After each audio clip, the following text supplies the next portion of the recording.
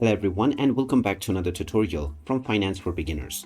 In this video, I'm going to show you how you can find out your secret recovery phrase or your seed phrase on the Liquidus Wallet app. So let's get started right away. First of all, open up the Liquidus Wallet application, and after you have logged into your account, you will be taken into your wallet page.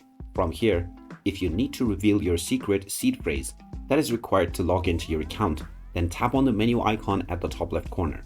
Then from this page, if you scroll a little bit down, you will see the show seed phrase option. Go ahead and tap on it, and you will be prompted to enter your PIN code for security reason.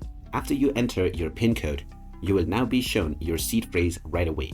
After you see your seed phrase, make sure to save it in a safe location or write it down in a piece of paper so that you can access this later. After you have stored this, keep it in a safe space so that you can access it whenever you need to log into your account in the future. And there you have it. That is how easy it is to reveal or find out your seed phrase on the Liquidus Wallet app. If you find this video helpful, don't forget to hit that like button and subscribe to our channel for more useful tips and tutorials. Thanks for watching, and I will see you again in the next one.